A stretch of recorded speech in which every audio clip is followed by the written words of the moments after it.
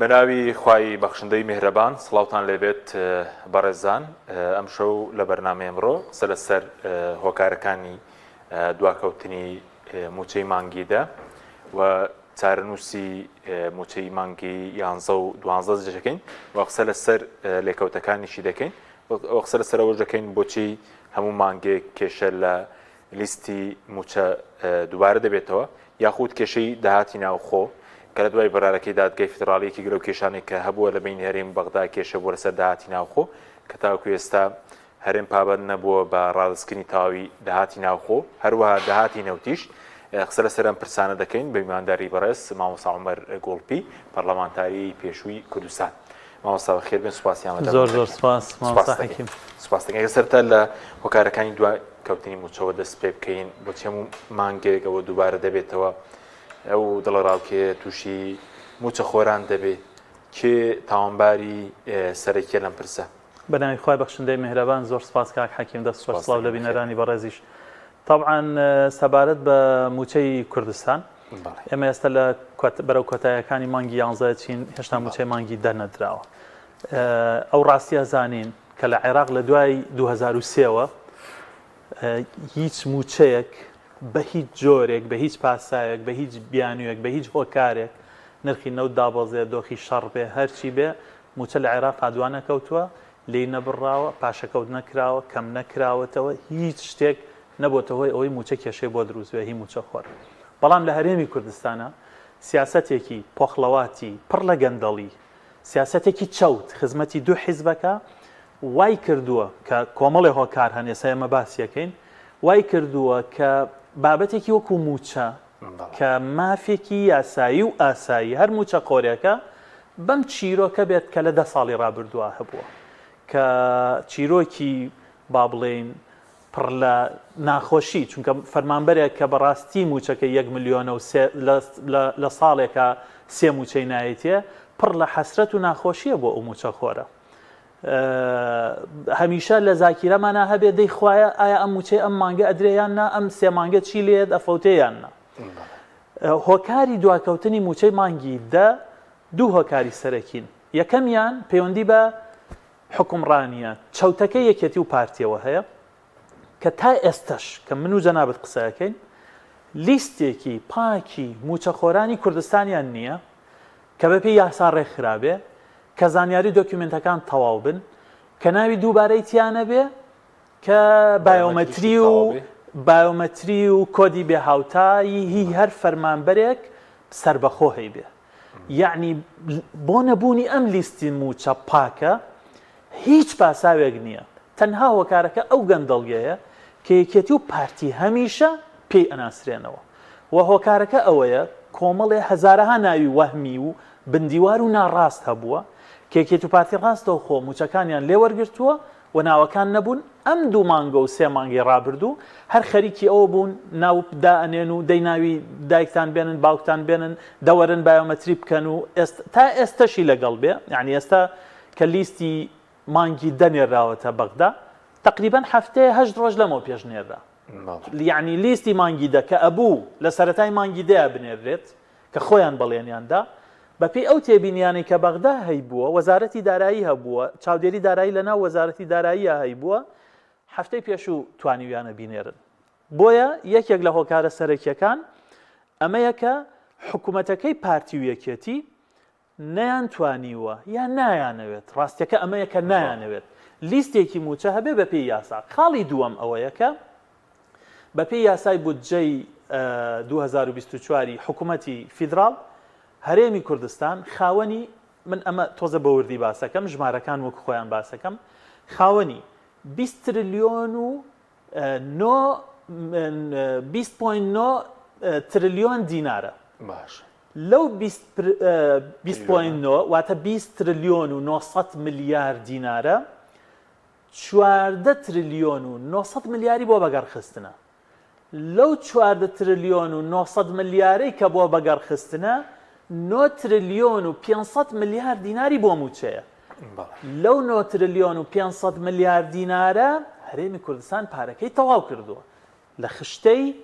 پارەی تەرخانکراو بۆ موچە. هەرێمی کوردستان پارەکەی تەواو کردووە ئێستا تەنها 700 میلیارد دیناری هەیە. یعنی بۆ ئەوەی موچەی مانگی دە تەواو بکرێ ئەبێ بەغدا وەزارەتی دارایی بچێت لە جەدوەلی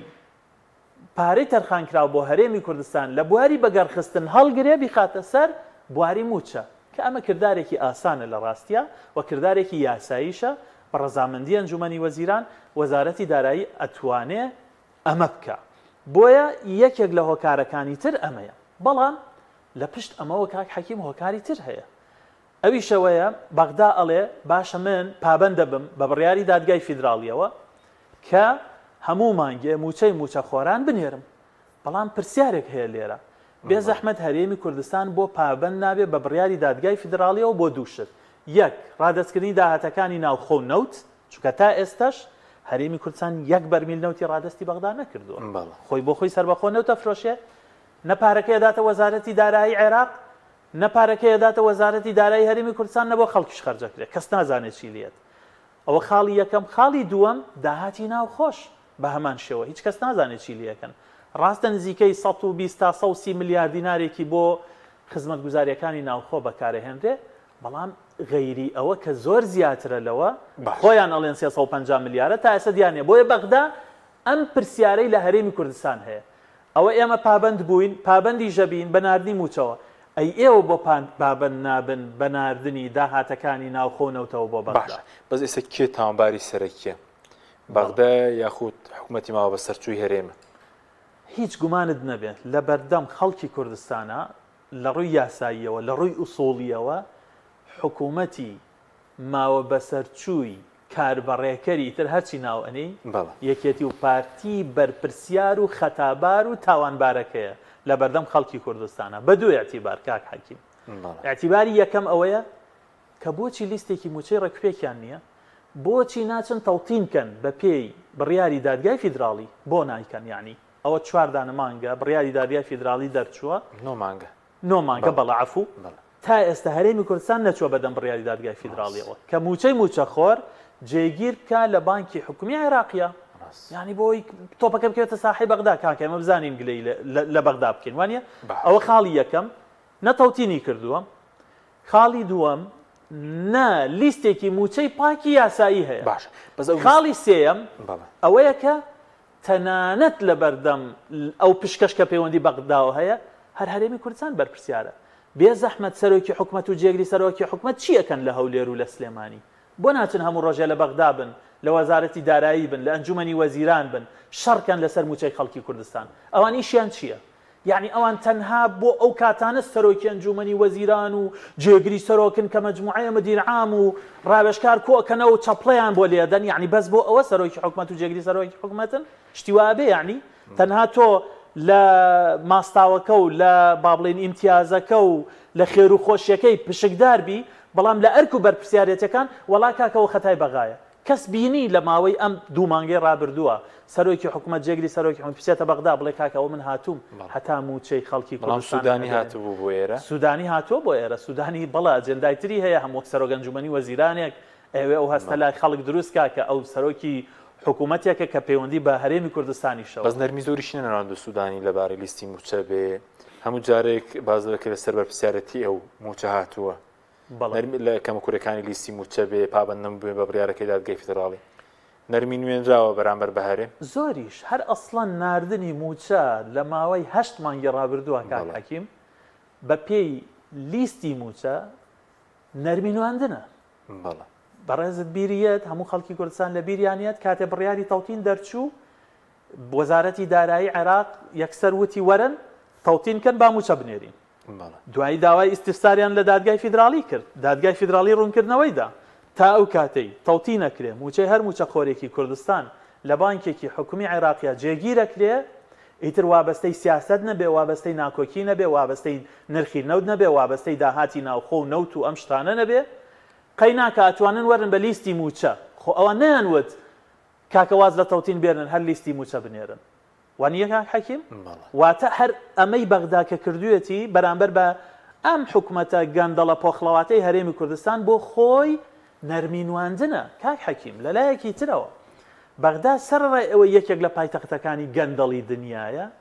سەرڕێوەی حکومەتێکی لاوازوو بوو دەڵی هەیە بەڵام هەتا ئێستاش بەپێی یاسایی شەکە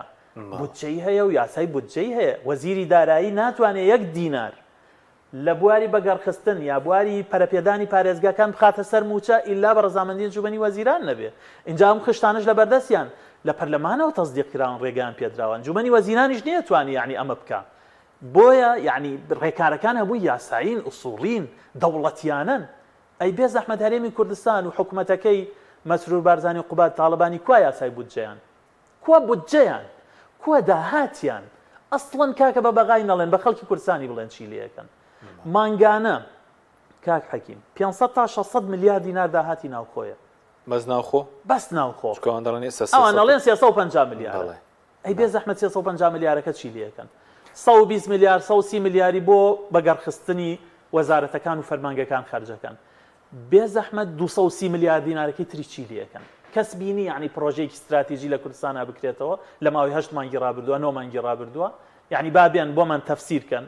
هەر یەکەیان لە سنوورەکەی خۆی پێمان بڵێن کاکەەوە داهاتی ناوخۆمان ئاوا لێ کرد با خەڵک بڵێ ئافرین دەستان خۆش بێ هەموو ڕۆژێک طبعا ئەمە خۆیان نایڵێن تۆ سەیری وەزارەتی زامانە سروشتەکانت هەیە 1.6 لەسەر نەوتی کوردستان ناڵێ ئەم تەنکەرانە ئەفرۆشتێن بە پاڵاوگەی ئەفرۆشن بە تورکیای ئەفرۆشن لە ڕێگەی ئێرانەوە ئەفرۆشتێ وەزارەتی سامانە سروشتیەکان وەک ئەوەی وەزارەتێک نەبێ نایە پێمان بڵێ ئەم نەوتە هی ئێمەیە ئەوەندە بەرهەمەیەنین ئەیفرۆشین بە خەڵکی کوردستان بڵێ کاکە وا پەرلەمانیان نەهێشتووە بە خەڵکی کوردستان بڵێ ئەمە نەوتی کوردستانە هەموو ڕۆژێوەنە بەرمیل دەرێنین ئاوای فرۆشین ئاوای لێکن ئەمە داهاتەکەیەتی ئەوەی بۆ کۆمپانیایە ئەوەنەیە چێتەوە خەزێنەی گشتی هیچ کەس نازانێ بەڵام من و تۆ خەڵکی کوردستان لە دوو ڕێگەوە ئەیزانین ئەوەی کە ڕۆژانە تەنکەرەکانە بینین ئەوەشی کە کۆمپانیەکانی نەوت خۆیان ئەڵێن کۆمپانیای نەوت دەڵێ کاکە لە من لەم ساڵە مەسەلەن چارەکی یەکەمی ئەم ساڵ 6 مانگی یەکەمی ئەم ساڵ من توانیومە ئەوەنە 1000 بەرمیل بەرهەم بێنم ئەوەندەم قازانج بووە ئەوەندەم فرۆشتووە و بەردەوامم یعنی کۆمەڵەیەکیان دروست کردەوە بۆ کۆمپانیەکانی نەوت بەپێی داتاکانی ئەو کۆمەڵەیە ڕۆژانە 300 تا 320,000 بەرمیل نەوتە فرۆشن هەم بە پاڵاوگە لە ناوخۆ هەم بە تەنکەریش ئەم 320,000 بەرمیلە کاک حەکیم بە نرخی داشکاو ئەیفرۆشن بەرمیلی بە 30 دلار 35 دلار شتێکی لەو جۆرە باشە ئەم بەرمیلە 35 دلارە کە زەرب و تەقسیمیەکەی مانگانە نزیکەی 400 تا 420 میلیارد دینارەکە ئەگەر 200 میلیاری کە لە ساڵ 50 کۆی نرخەکەیەکە بچێت بۆ کۆمپانیەکان بێ زەحمەت 200 میلیارد دینارەکەی تری یەکێتی و پارتی چی لێەکەن یعنی لە هەموو داهاتێک دەمێنێتەوە لە هەموو داهاتی نەوت و ناوخۆ تەنها 4 جار پارەیان ناردووە بۆ بەغدا کە نزیکەی 390 میلیارد دینارە ئەوی تری هیچ کەس نازانێت نە بەغدا ئەزانێ نە هەرێمی کوردستان ئەزانێ نە دیوانی چاودێری دارای هەرێمی کوردستان ئەزانێ نە خەڵکی کوردستان ئەزانن نە ئەوەی میدیاکان و میدیاکاران ئەزانن هیچ کەس نازانێ ئەم داهاتە یەکێتی و پارتی چی لێەکەن خۆ گومانی نییە کە داهاتێک دیار نەبێ معنای وایە ئەدەزرێ معناوی گەندەڵی پێوەکرێ معنەوەیە خراپ بەکارێنرێ کە بۆ خەڵک نەبووی تر دیارە بۆ هەرچی بێ شەڕی خەڵکە باش بەس لە داهاتی ناوخۆ بێ کە مانگانە بەرەزت ئەوان دەڵێن 350 میلیارە ئەگەر وا شەژماری بکەین لە 10 مانگدا 3 تریلیۆن و نیو دەکە ئەوەی کە ڕاستی بەغدایان کە 321 میلیارە بڵێن بۆ مانگی 2 3 4 و 5 ئەوی تر نازانێت چی لێکراوە بەڵێ کاک حەکیم ئەزانی ئەو بەس بەرەزت دەڵێ تۆ 600 داناوە 350 گریمان 350 میلیارەکەی خۆیان باش لە ماوەی 10 مانگی ڕابردووە 3 تریلیۆن و نیوەکە بەڵێ ئەزانی ئەو 3 تریلیۆن و نیوە چەند زەرەری لێیاوین لە کوردستان طبعا لە کوردستانی داوە لە یەکێتی و پارتی نەداوە باش زەرەری 5 تریلیۆن و 400 میلیارد دیناری زەرەری لە کوردستان داوە کە داهاتێکی ئاشکراشە کە لە بەغداوە بوو بێت چونکە ئەم بەشە بودجانەی لە هی هەرێمی کوردستان ئەمە هی موچەیەت مانگانە لە ڕاستیا پشکی هەرێمی کوردستان هەر ئەوە نییە زۆر لەوە زیاترە زیاترەکە چییە؟ یەک بەناوی بەگەڕخستن خەرجی وەزارەتەکان و ئەوانە دووەم پەرەپێدانی پارێزگاکان کە 1 دیناری نایەتە هەرێمی پرۆژەکانی وەبەرهێنان بەڵێ 1 دینار نایەتە هەرێمی کوردستان تۆ چاوت لێیە حکوومەتەکەی یەکێتی و پارتی تەنها باسی یەک شتەکەن باسی لێ موچەکەن وانە باش پارەی موچە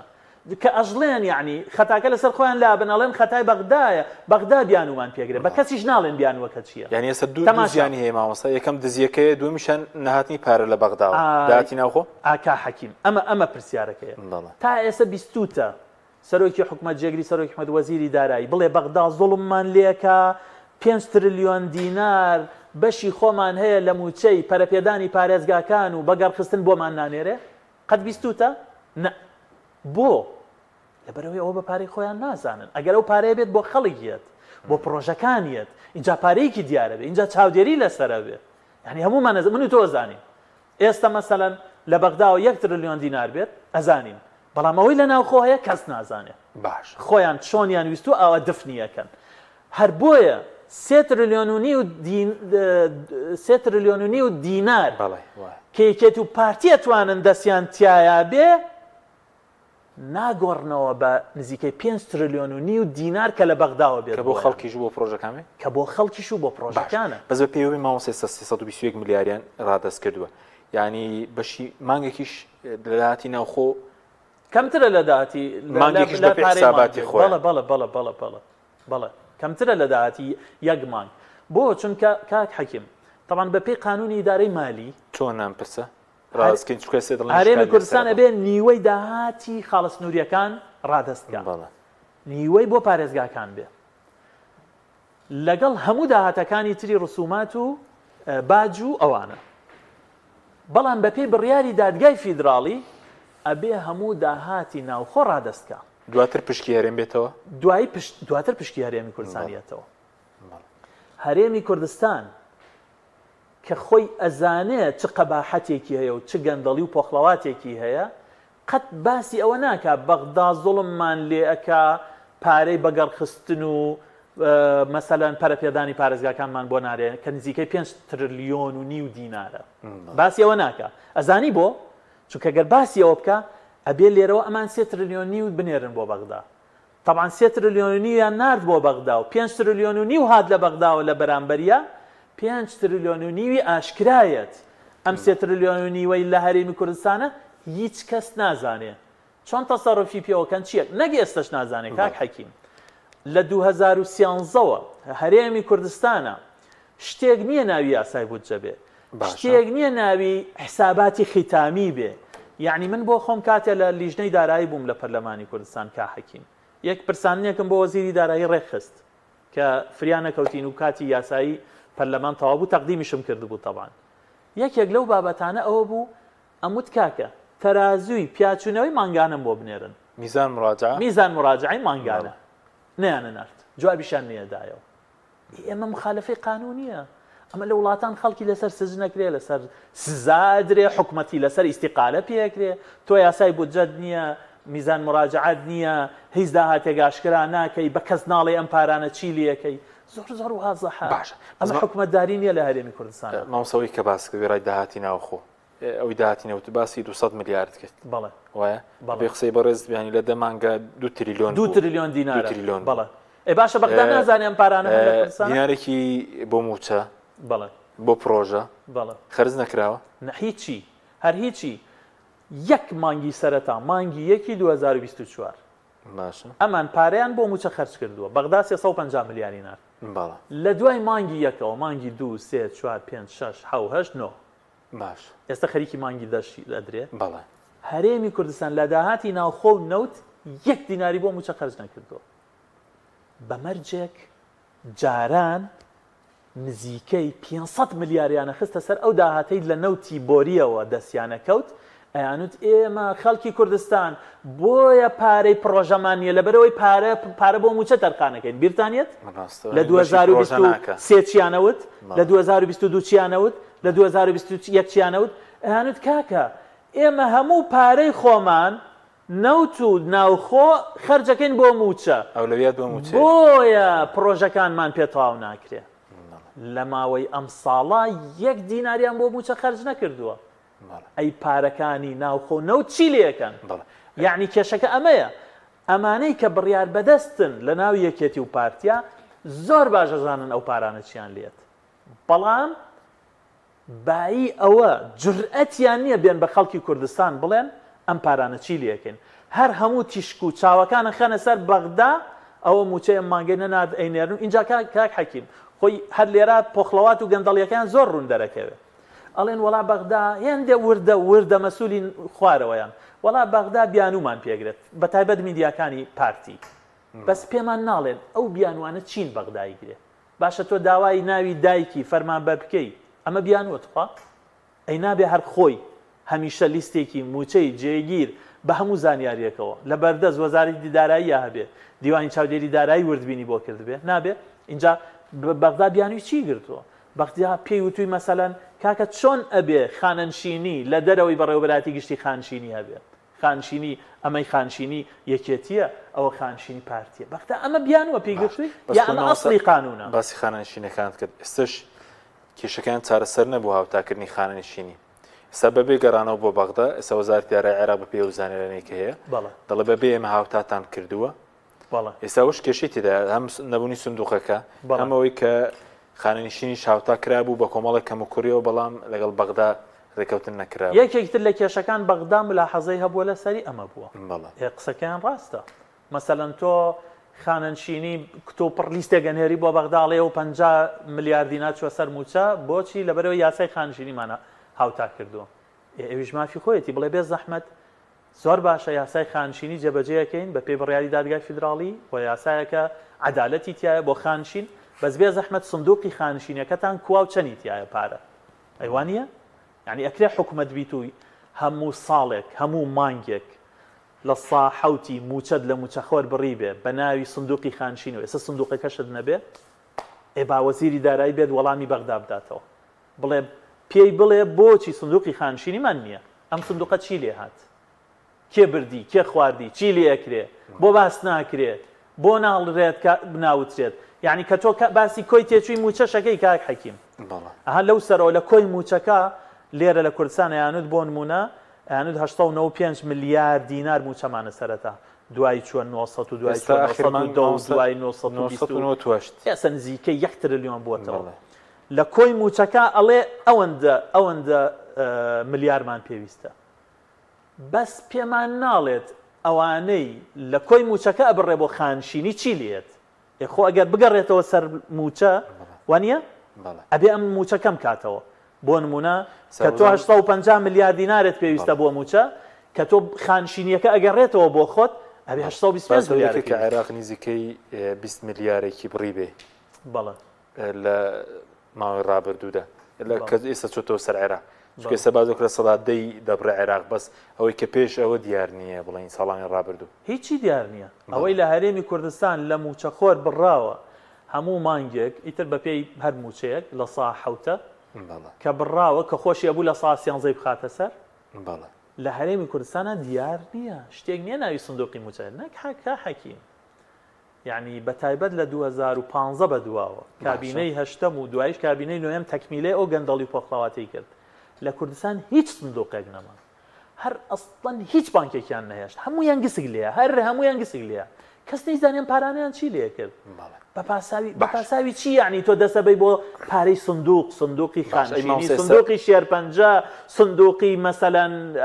هەرچی سندوقە لە کوردستان پارەی خەڵک ئەماناتی خەڵک ئێستا چارەسەر کەسێک جگە لە موچەخۆران خانەنشینە چاوەڕێ موچەکەی هاوتا بکرێوایە فەرمانبەرە چاوەڕێ پلە بەرزکردنەوەی بۆ بگەڕێتەوە خاوەن پێداویستی تایبەتە چاوەڕێی موچەکەی هاوتا بکرێ فەرمانبەری گرێبەستە گرێبەستە یەکەم و دووەم و سێمەکانی زانکۆ هەژارەکان لە هەمویان کە موچەیان بڕاوە چاوەڕێی گێران هیچ چارەسەرە بۆ ئەمانە بەچی دەکرێ ئەتا ئەم دەسەڵاتە دەتوانێم کێشانە چارەسەر بکات دوو لایەن و دوو جیهە ئەتوانن ئەمە بکەن یەک لە هەرێمی کوردستان ئۆپۆزیسیۆنێکی جدی هەبێ کە بەڕاستی بە دوای خواستی خەڵک و داوای خەڵک ئۆپۆزیسیۆنی جدی بەڵێ ئەوە یەک لە یەکێتی و پارتی قبول نەکا ئەم فەوزا و ئەم پۆخڵەوات و ئەم گەندەڵیە تاکەی و تەنانەت گریمان هەڵبژاردنیش هیچ تەزویرێکی تیانە کاک حەکیم کاکە گریمان ئەو بەڵگانەی ئێمە و هەموو کە زەزانێ لە کوردستانە چه دیزاینێکی ساختە کرا چه هەڵبژاردنێکی پڕ لە تەزویر بوو چه پرۆگرامێکی ساختەکاری بەڕێوەچوو هەمومان ئەزانین یەکێتی و پارتی شایانی ئەم دەنگانە نەبوون بەڵام گریمان شایانی بوون بەس بێ زەحمەت دەنگی زۆرینیان پێدرا بۆی دزی بەردەوام بێ بۆی گەندەڵی بەردەوام بێ بۆی سەرانە بەردەوام بێ بۆی لە سەیتەرەی حیزبیە هەموو تەنکەرێکی سوتەمەنی $650 لێ بسەنی بۆ ئیدارەی حیزبەکەت، یعنی بۆ ئەمە بۆ سەرانە و چەتەی دەنگی زۆری نانێناوە نابێ ڕێگە بدرێ، هەم لە بەغداوە بێ فشار بکرێ، هەم لە ناوخۆی هەرێمی کوردستانەوە بێ فشار بکرێ. یەکێتی و پارتی خۆشیان نەتوانن کاک حەکیم خۆیان نەتوانن ئیتر نقطەیەک دانێن ئەمە کۆتایی وێرانکردنی کوردستان بێ، دەست هەڵگرن لەم دزی و گەندەڵی و سەرانەیە لەم کارە نایاساییانە، بێن پەرلەمان با پەرلەمانێکی دیزاین کرا و ساختەش بێ، بەس بێن لەمە دوا کارەکانیان یاسایی بکەن، بێن لیستی موچە ساختکەنەوە، نەخێر وەکو نیەت باشیەک بەرامبەر بە خەڵکی کوردستان و موچەخۆر بێن تەوتین کەن، ئەمەی بڕیاری دادگای فیدراڵی وەک خۆی جێبەجێ بکەن، لانی کەم ئەم خاڵە بێن موچەی موچەخۆر لە بانکی حکومی عێراقیا جێگیرکەن، موچەخۆر بۆی ڕزگاری بێ، ئەو خاڵی یەکەم. خاڵی دووەم داهاتی ناوخۆ ڕادەستکەن لە بەغداوە پارەی زیاتر بێنن بۆ خەڵکی کوردستان، بۆ پرۆژەکان ببوژێتەوە، بۆ بەگەڕخستن خزمەت گوزاری زیاتر بێ، یعنی ئەمە ڕێگە چارەکە. باش بەس مامۆستا ئەو کە بەڕێز باسی کە پێشتریش لە سەردەمی بەڕێوەبەری چاودێری کۆمەڵایەتی بووی لە پەرلەمانیشتان لەسەر کرده بوو مەسەلەی ئەو موچەی توێژە هەژارەکان کە لە 2016 بڕاوە کەوا ڕاستە موچە خۆر ئێستا بارگرانی لەسەر دوا دەکەوێت، بەڵام ئەوان هەر ئێسەی سەرچاوێکی داهاتیان نییە، ئەی چارەسەر بەوانە چییە؟ ئەوان ئەو هەژارەکان ئەو کەمەندامی نوێ تۆمار نەکراوە، هەر فەزیحەیەکی زۆر زۆر گەورەیە کاک حەکیم لە کوردستانە خاوەن پێداسی تایبەت موچەی نەبێ، هەر عیبەیە لە 2012 تۆمار نەکراوە مامۆستا؟ بەڵێ لە 2012 تۆمار نەکراوە، هەر کەسێک بە هەر هۆکارێک کەمەندام بووە حادیسەی سیارە بۆ یا لە دایک بۆ بەو جۆرە هیچ کەسێک تۆمار نەکراوە، یەک دیناریشی پێ نەدراوە. ئەمە فەزیحەیە، باوەڕێ بێ لە هیچ وڵاتێکی دەوروبەریشمانە نمونەی وا نادۆزیتەوە، حکوومەتێک هەبێ بچووکترین ئەرک بەرامبەر بە نابینایەک جێبەجێ نەکا، بەرامبەر بە شەلەر دەماغێک، بەرامبەر بە داونێک، بەرامبەر بە ماڵە هەژارێک، یعنی ئەمانە فەزیحەن، بەڕاستی ئەمانە کارەساتیشن، یعنی ئەمە نەک ئەرکی من و تۆ و چینە وەسەتەکە و سیاسیەکە و میدیاکارەکە و خەڵکی ئاساییە، ئەمە تەنانەت ئەوانشی دەوڵەمەندن ئەبێ ویژدانیان بجوڵێ، ئەبێ لە پێناو ئەم خەڵکە فەقیر و هەژارە هەڵوێستیان هەبێ بەرامبەر بەم حکوومەتە گەندەڵە پۆخڵەواتە. بەس مامۆستا پاساوێک کە بۆ ئەو کاتێک لە 2016 وتیان لیستی موچەکانیان پاک دەکەنەوە بۆیە ڕایانگرت ئەوەی کە نەخۆشی درێژخانە نەبوو 2012 موچەش هەبوو بودجەش هەبوو، بەڵام ئەوەندەیان کاری نایاسایی کردبوو، خەڵکی یاساییەکەشیان داماوانە بێبەش کرد، بەڵام ئێمە موچەیەکی ترا بوو بە ناوی چاودێری خێزان کاترا مناڵی بێسەرپەرشت، مناڵی خێزان هەژارەکان بە ساڵات چۆپەکەوتەکان، نەخۆشی درێژخایان، ئەوانەی هیچ کارێکیان نییە، ئەوانەی هاوسەرەکانیان زیندانی کراوە، ئەم خەڵکە فەقیر و هەژار و منکوبە، ئەوانەیان بە ناوی چاکسازیەوە وتیان ڕایەگرین تا چاکسازی تیاکەن، نە چاکسازیان تیاکرد نەدەستی پێکرد لە 2016 لە 2016 مزڵمێکی زۆر زۆر گەورەیە لە عێراق بەردەوام ئەمانە موچەیان هەیە، یەک دیناریان لێ نەبراوە، بەڵکو خەڵک زیاتر کرد بوو 6 میلیۆن کەس لە عێراق سودمەندن لە چاودێری کۆمەڵایەتی، لە تۆڕی پاراستنی کۆمەڵایەتی 6 میلیۆن کەس لە عێراقا لە تۆڕی پاراستنی کۆمەڵایەتی هاوکاریەکرێن، بۆ چونکە ئەم بازارە ئەم گرانی کە ئێستا هەیە کاک حەکیم بەڕاستی ئەگەر بۆ خەڵکێکی ئاسایی کە موچەکەی میلیۆنە، یعنی فشاری موچەی نزیکەی میلیۆنێکە بەشی ناکە، ئێوە سەرچاوی داهاتی نییە، ئەی ئەوەی سەرۆکی خێزانە و نابینایە، ئەی ئەوەی کەمەندامێکە لەسەر عەرەبانەیە، ئەی ئافرەتێکی هەتی و بار کە 3 مناڵی هەیە و هاوسەرەکەی گیانی لەدەستدا و بێوەژنێکە، یعنی چۆنی مناڵانی بژێنێ، ئەمانە کارەساتن کاک حەکیم. اینجا مشکلەی زۆر گەورەتر هەیە لە کوردستانە کاک حەکیم، مشکلەی بێکاری هەیە لە کوردستانە ئێستا، بێکاری ڕێژەیەکی زۆر زۆر بەرزە کە من بە 700,000 هاوڵاتی خەمڵاندومە، لەناو ئەوانە گەنجان بێکارن، ئەزانی بێکاری سەرچاوی موسیبەتە، سەرچاوی نەخۆشیە، سەرچاوی تاوانە، سەرچاوی هەرچی خراپەی هەر وڵاتێکەوە بەشێکی گەورەی لە بێکاریەوەیە، سەرچاوی بڵاوبوونەوەی خراپەکاریە، سەرچاوی بڵاوبوونەوەی مادەی هۆشبەرە کاک حەکیم، یعنی ئێستا مشکلەکە لێرە ئەمەیە، بەردەوامبوونی ئەم شێوازە حکومڕانیە ساڵێک تر و دوانی تر و سیانی تر و چواری تر هەر لەسەر ئەم ڕێگەیە وا ئەکات ئێمە دواتر ئەگەر حکومڕانیەکەش ڕاستکەینەوە ئەبێت دەدانە ساڵ باجی ئەم خراپەکاری ئێستا بدەین، یعنی تۆ دوایی ئێستا ئەگەر زامەکان تیمار نەکەی ڕێگەیان لێ نەگری دوایی عیلاجکردنیان تێچووی زۆر زۆری هەیە. مەسەلەن ئێستا هەرێمی کوردستان شکر بۆ خوا خەڵک نبینین لەسەر جادە ئالوودەبوو بێ بە مەوادی هۆشبەر و هیچ بەخێوکارێکی نەبێ و لەسەر جادە کەوت بێ، بە ساڵێکی تر ئەیبینین 2 ساڵی تر ژمارەکە زیاترە بێ، 3 ساڵی تر زیاترە بێ، نابێ ئێستا ڕێگەی لێ بگرین، نابێ لە ئێستەوە کاری بۆ بکەین. باشە کاک حەکیم مەسەن لە ئێستەوە خەڵک بۆ نمونە ژمارەکەم خۆ بەردەوام خەڵک ژمارە زیادەکە وە نییە؟ باش تۆ ئێستا بەرنامە و پلانت نەبێ بۆ ئەوەی قوتابخانەی سێدەوامی لە ناو شاری سلێمانیە کە هەر پۆلێک 45 دەلەبەی تیا بێ ئەی ساڵێکی تر کە مناڵ زیادە بێ ئەمە لە سلێمانی وایە لە سەی سادەق وایە لە سەمچەماڵ وایە لە ئاکرێ وایە لە زاقۆ وایە لە هەمووی وایە باشە نەخۆشخانە کاک حەکیم لە ماوەی تخوا بە ئەم قسەیەش تەواو بکەم لە ماوەی 10 ساڵی ڕابردووە 50 نەخۆشخانەی تایبەت زیاد کراوە کە هێندێ لەم نەخۆشخانانە ئەسڵەن فەقیر هەر ناتوانێت ڕوویان تێ بکە و بەردەوامیش نەخۆشخانەی گشتی خزمەتگوزاریەکەی دابەزیوە بە مەرجێک بەشێکی زۆریشان کردووە بە پارە بە ناوی بەڕێنماییەک کە نایاساییە بە ناوی سیمی پراڤێت کە لە دوای نیوەڕۆوە عیلاج و چارەسەر و نەشتەرگەری بە پارەیەکرێ کە هێندێ لەو پارانە نزیکە لە ئەهلیەکانەوە ئەی ساڵێکی تر و دوانی تر وڵات ئەوە ئیدارەیەکرێ باشە هەژارێک نەخۆشکەوێ پارەی نەخۆشخانەی حکومی پێ نەبێت لە نەخۆشخانەی تایبەتیش پارەی چۆنچۆنی چارەسەری نەخۆشەکەی بکە چارەسەری برینەکانی بکە ئەمە کێشەی زۆر گەورەن لە ساڵانی ئایندا سەرەی کێشن بۆ کێشەی گەورەتر ئەگەر لە ئێستەوە شێوازی حکومڕانیەکە ڕاست نەکرێتەوە طبعاً شێوازی حکومڕانیەکە بە سێ ڕێگە ڕاستەکرێتەوە ڕێگەی یەکەم لا یەکێتی و پارتی خۆیانە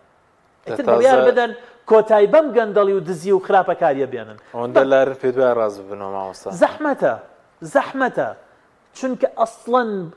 وەستان و مانەوەی یەکێتی و پارتی لەسەر پایەی گەندەڵیە لەسەر پایەی دزیە لەسەر پایەی ستەمکاریە کە تا ئێستاش بەردەوام بن من ئەمانە ئەڵێم بە یەقینەوە ئەڵێم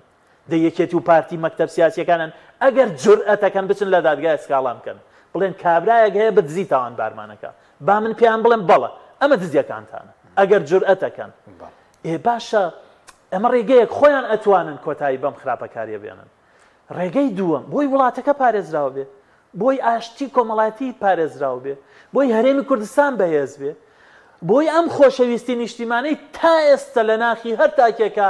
هێشتا زیندووە و چرۆی ئومێدی هەر لە گەشانەوەیە بۆی لەوە زیاتر نەمرێ کا حەکیم تۆ ببینە خەڵک چۆن ئەچێتەوە بۆ ناوچە دابڕێنراوەکان لەم سەرژمێریە